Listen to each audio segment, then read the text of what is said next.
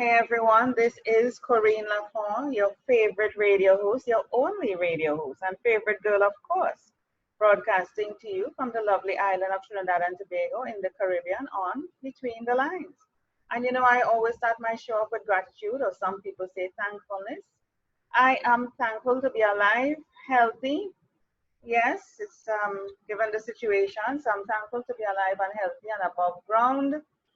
And it's a beautiful day here today in Trinidad and Tobago. Sunny, the clouds are just beautiful. Everything around me is just beautiful. And I don't just notice that because there's a crisis. I notice that all the time in my life. I do appreciate the beauty in the world. Yes?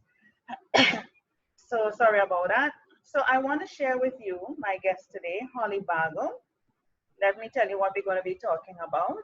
We're talking about the romance genre, the good, the bad, and the indifferent. Sounds like a movie, right? The good, the bad, and the ugly, but she's the indifferent. So let me tell you a bit about her, and then we go straight into it. Holly Bargo is a pseudonym adopted from a temperamental and fondly remembered Appaloosa mare. She has been writing since she learned the alphabet and primarily publishes fiction in the romance, fantasy, and Western genres. She works full-time as a freelance writer and editor. Holly and her husband live on a small hobby farm. Isn't that wonderful? In southwestern Ohio. They have 2 adult children. I always wanted to live on a farm. I just find living on a farm so cool. I don't know if it's because I looked at, we got bumped there for a minute there, Holly. My apologies for that. I don't know. I have no control over that. So Holly, are you hearing me? Yes, I hear you now. Great. So we are connected, and I was just saying that living on a farm is so cool. I remember growing up watching Little House on the Prairie, and it is just it is just such a cool place to live with all the animals. So welcome, Holly, to Between the Lines. It's great to have you. Well, thank you. I do appreciate it. So you run a publishing company, just like me, so we have something in common. And you're also an author, and a romance author, is that correct? Primarily romance. I also write fantasy and westerns. Oh, nice. Now, when people think romance, immediately their mind goes into erotica. Do you write erotica novels? I do not write erotica, although some parts of my books would be termed erotic. Yes. I have a rather loose distinction between the two. Romance is a story of a developing relationship. Okay, it's a story of a relationship that is, I guess you could say, seasoned or spiced with, perhaps explicit content, and erotica is explicit content strung together with little bits of plot.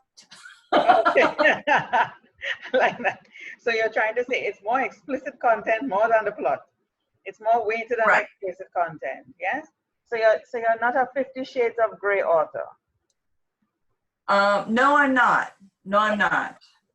Okay. I remember growing up reading, I didn't read it actually. I wasn't into it. I don't know why. Mills and Boons. I don't know if you remember that. Mills and Boons. There were a lot of young girls in my time grew up reading Mills and Boons novels. They were more romance. It never attracted me. And now that I talk about it, it probably has influenced my life to this day. I've never been attracted to reading those type of I don't know, it just never seemed real to me. Right. Yeah. Well, it's the Harlequin formula is what it is. Yes. And when I remember being a teenager, we're talking, 14, 15 years old, I was reading the Harlequins, and I had every single plot mapped out. Okay. And, it was just a few steps. You had boy meets girl, and they hate each other. Boy manhandles girl. Somehow that makes girl fall in love with boy, and they get married and live happily ever after. Okay, that's a pretty simple plot. That it was, and you could repeat that, in pretty much any Harlequin romance. And what would be so enticing to a young reader about something like that? Why do people are so caught up in reading romance novels? We're talking the good, the bad, and the indifferent here. Why would people be so caught up in it? Is it that their life sucks and they want to live vicariously through these individuals, these characters? Partially, yeah, partially. Okay. When you get right down to it, romance it's a fantasy, it's fairy tale. Mm-hmm. The very definition of the romance genre basically requires, that happily ever after, which we like to abbreviate as HEA. Mm-hmm. It's you get the resolution, it's a satisfying ending, it's happily ever after. They've got, you have your couple, they've gone through some trials and tribulations, and finally, everything comes together, and it's all going to be okay. Mm. So it's a fairy tale, but people love fairy tales. Why? Because we want to have the real romance. We want to have the 50 Shades of Grey life. No, I don't. Hello, there are some women who want that. The nice rich guy who can give them everything they want. They're just swept off their feet. Which woman wouldn't want that? You might not want the level and depth of the sex, probably, but it's gone over. But there are some people who are willing to have that and have that kind of man that just loves you and dedicated to you. Why can't we have that in real? Why those characters cannot be real? Why our life cannot be real like that? Is that the reason why people may write it, because they want that type of life?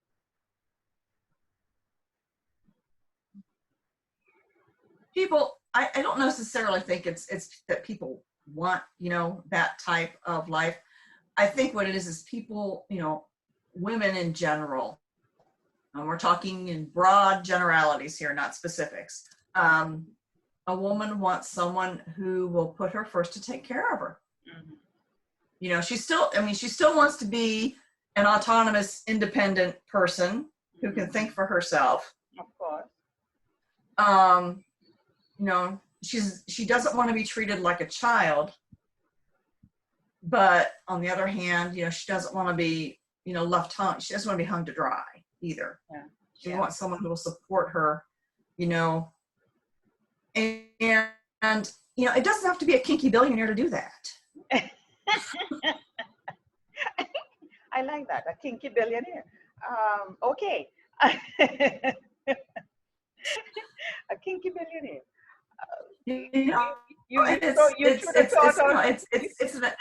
It's an emotional thing. You threw the thought out of my mind with that term, the kinky billionaire. I like that.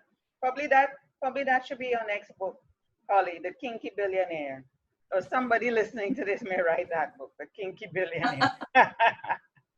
But for persons who want to move into that genre, what are some of the steps they should take in order to do that? They may be tempted to, and just like with you using a pseudonym, having a sort of alias, they may not want people to know that it's them writing that, because once it's read, people may think, oh, that's what she's thinking all the time. Oh, she has sex on her mind, and people start to judge you. We want people to come out of their shell and be able to write and be creative. It's creative. Just as how you would have the arts, where you have sculpture, you have painting, you have the body, the female body, the male body. It's all part of art. So writing these type of things is all creative. There's nothing wrong with that, and nobody should be judged for it. But what are the steps that somebody could take if they want to venture into romance writing? Well, if someone wants to become a romance writer, the first thing that person should be doing is reading it. Mm-hmm. Learn to distinguish, what's good romance and what is not good romance.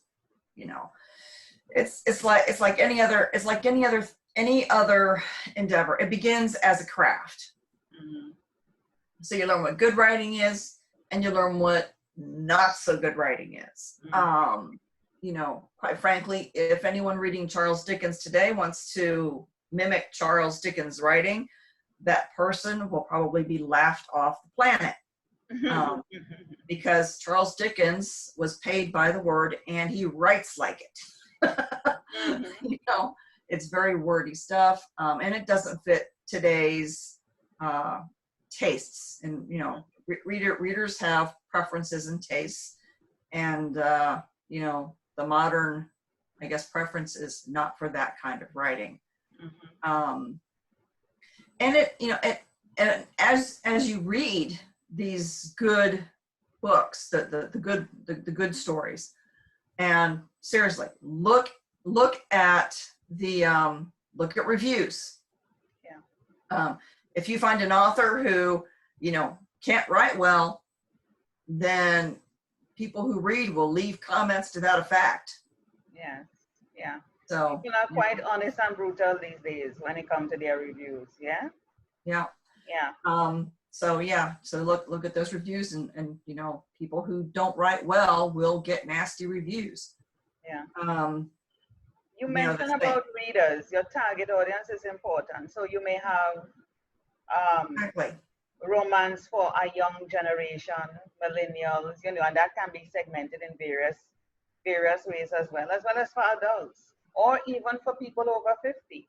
Yeah. You know, because as we age or different phases in our lives, there are certain things that we may be more attracted to that would appeal. Yes, that would appeal to us. What in our 50s or 60s is certainly a different sort of romance that we're looking for than when we're in our 30s or 20s or teenager. Right. So you do have, you know, you do have to think of the, you know, the audience you're writing for. There are various niches and subgenres within the overarching umbrella of romance. And some, you know, you have what are called the silver fox romances, which are romances for the mature crowd. They feature heroines who are usually in their late 40s or even 50s. Heroes late 40s or 50s. You know, you have romances that are targeted toward teenagers, you know, teens and young adults. You know, you have the college age crowd, which are called new adults. So, you know, and yeah, there are lots of variations or categorizations by age group. And then you have other subgenres that incorporate other genre tropes. You have fantasy romance, you have paranormal romance, you have romantic suspense, you know, things like that. You know, when you incorporate, you know, mystery, you know, the elements of mystery or thrillers, or you know, fairy tale or mythical aspects. You know, it's all in there. What I like to say is that it doesn't matter what genre you read, you'll find romance. Yeah. Just like our life, it doesn't matter what sort of life we lead, we will find romance in some way or form. It doesn't matter what shape, color, size it takes or experience. You know, it comes and goes. Yeah. So it's just like life. What I want to ask you is, persons who become authors, you know, they would like to get a publishing contract, and that's like the ultimate for them, to be able to have their book taken up by one of the top 5, you know, publishing companies, and so that they can make money from it. What would you suggest to an aspiring author? What areas they should go into if they want to be taken up by one of those top 3s or top 5 companies? I guess I would have to say, first you have to learn to write well. Not just write, but write really, really well. And you know, if you can craft a great story, you know, which means you have to incorporate some of those tropes, some of those archetypes. You know, there are certain expectations that readers of the genre have. And it's necessary that at least some of those expectations are met. So one, you write well, you meet, two, you meet, the required expectations, and three, you follow the publisher's guidelines. Every publisher out there has author guidelines, submission guidelines. And some of them, especially the big five, will not take submissions from authors. They simply don't. You have to go to a literary agent. Yeah. And those would be called, so to get an agented submission, you have to go to the literary agents, and they have submission guidelines. Yeah, yeah. And one of the things that agents and publishers require is that authors submit according to those guidelines and submit according to the letter of instruction. Okay, you follow those guidelines every step of the way, every detail, because quite frankly, if you're a new unknown writer and you can't follow instructions, they don't want to deal with you. Yeah, because they get a number of submissions coming at them, so really they don't have time to waste. And the thing about it is that this is how they make their money. They're looking they're looking for a winner, because they get a percentage of the sales of the books. So they want to be able to have a winner out there, whether it is a Amazon bestseller, New York Times bestseller, an international, bestseller. They want to be able to have a book that will really generate money. Yeah, it's a business. It is. It is a business. The big publishers especially accept maybe 2% tops of the manuscripts they receive. Yeah.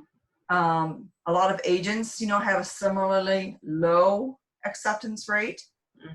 So, it's and they don't accept what they don't think they can sell and make a profit on. Yeah, it is a business, and people need to realize that. And when you decide to go towards a publishing contract or one of those traditional publishing houses, it's a wait. It's a waiting game, a patience. You need to have a lot of patience, because it takes at minimum 2.5 years before they could probably even respond to you. So it's really a waiting game, It is. And way back when, it used to be an expensive waiting game, because you had to pay to have your manuscripts printed, had to pay for the copies, you had to pay for the postage, you had to pay for the return postage. It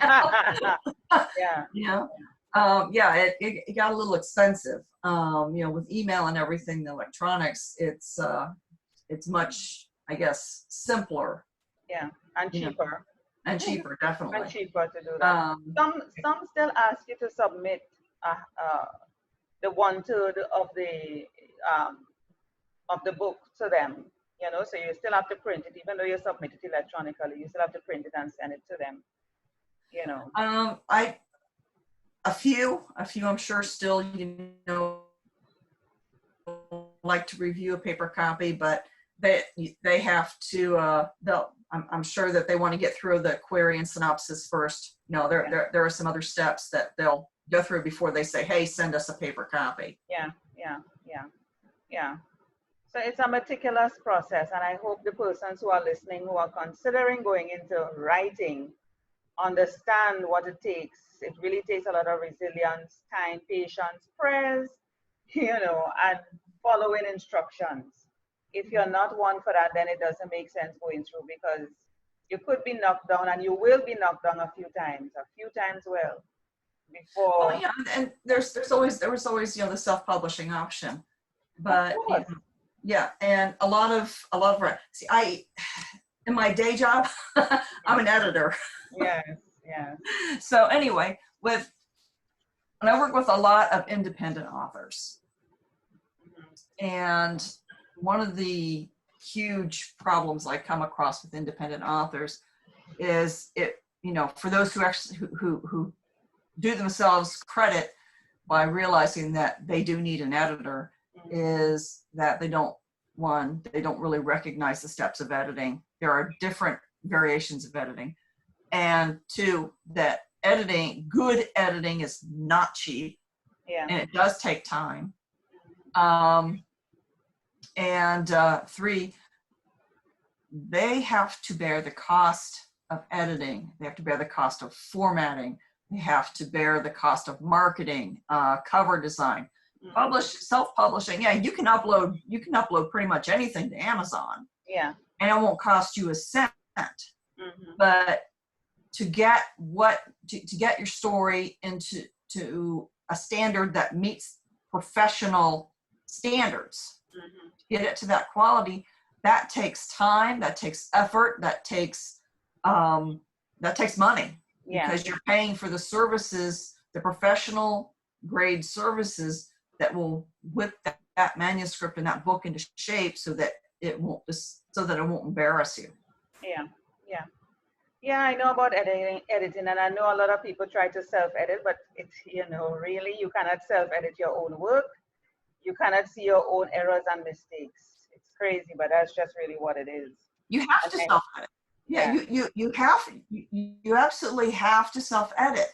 But the thing is, after you've self-edited your manuscript, and and your brain is ready to shut down, it's like, I just can't see it anymore. Okay. When you've done the very best you can on your own manuscript, then you send it to an editor. And that's how you'll get your best value from an editor.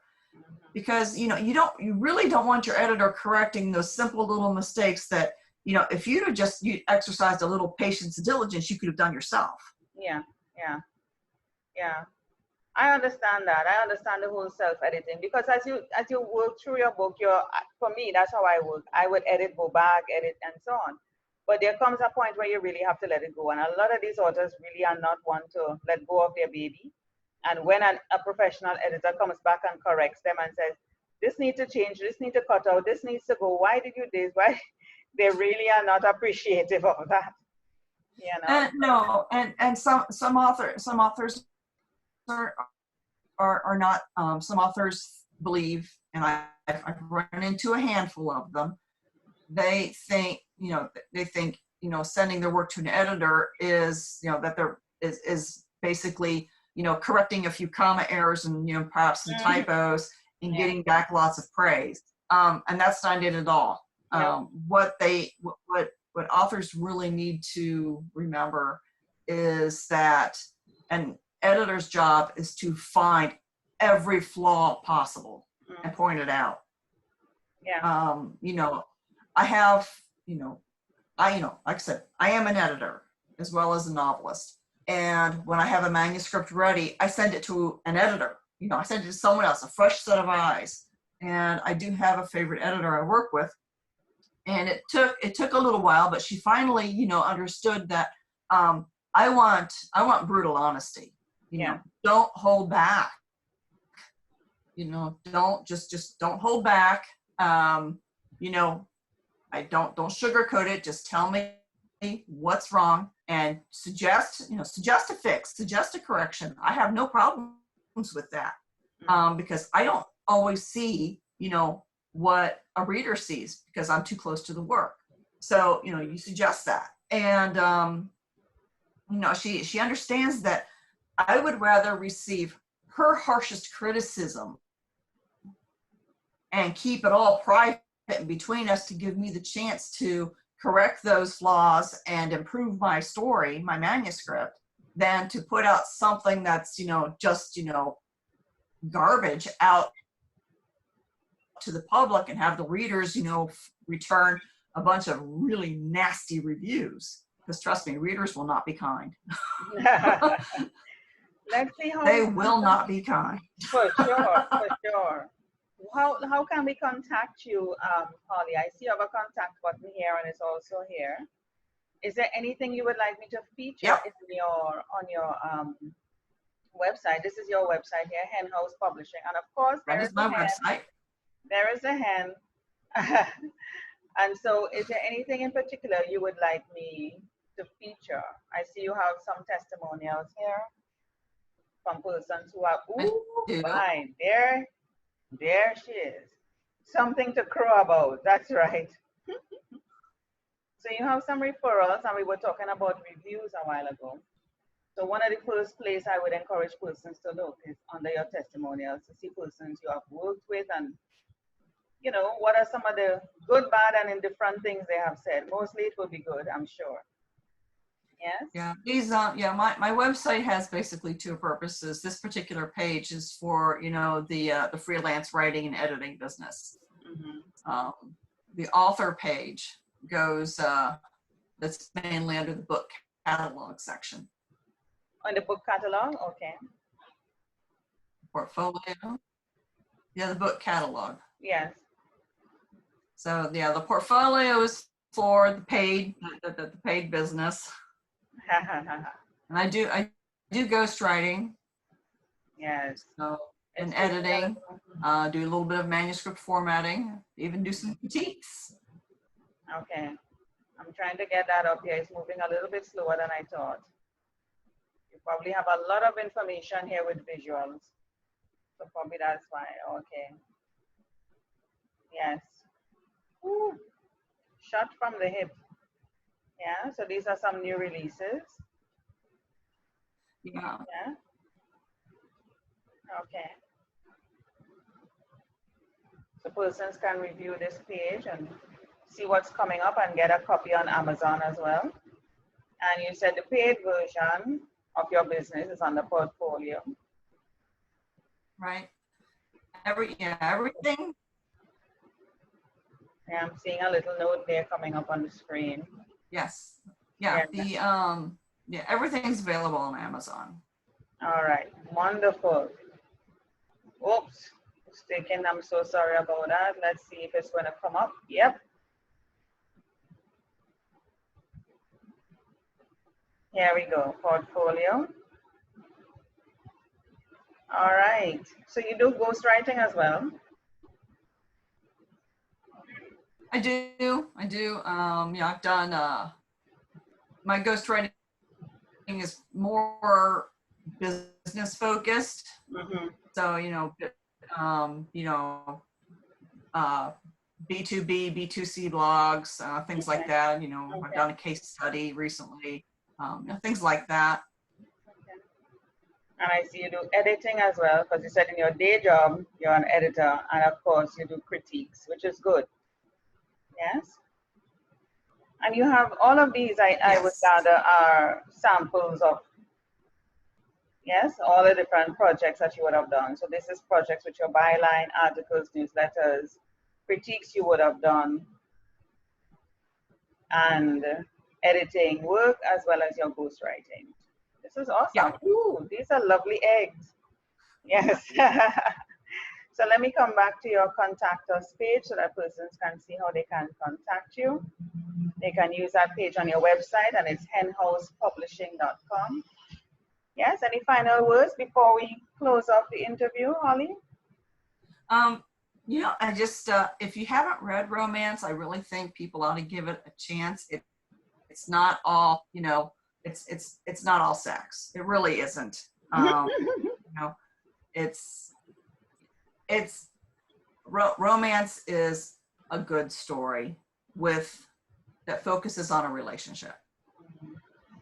You know, that's, you know, if anything you read, if you like mythology, you know, there's romance in there. If you read mysteries, there is romance in there. If you read suspense, you know, there's romance in there. Anything you go to, every genre incorporates, you know, oftentimes a subplot of a romantic relationship.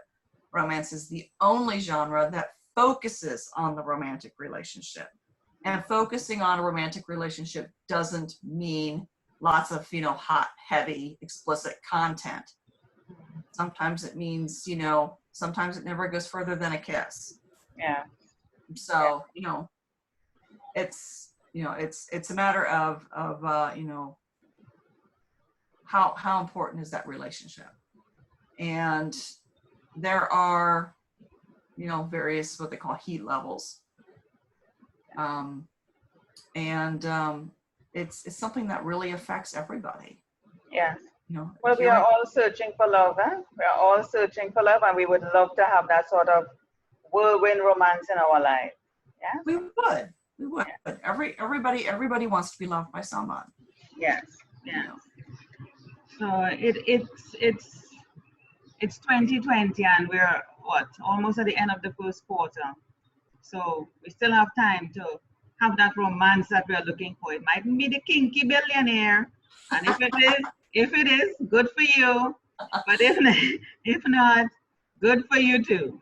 You get romance and you get what you desire and what you deserve. Thank you so much, Holly Bargo, for being on Between the Lines and sharing your work and the plethora, the diversity of your services. I really appreciate you for sharing and educating aspiring authors on the difference between romance and erotica, you know, and so that you can be able to help persons, yes, with what you do.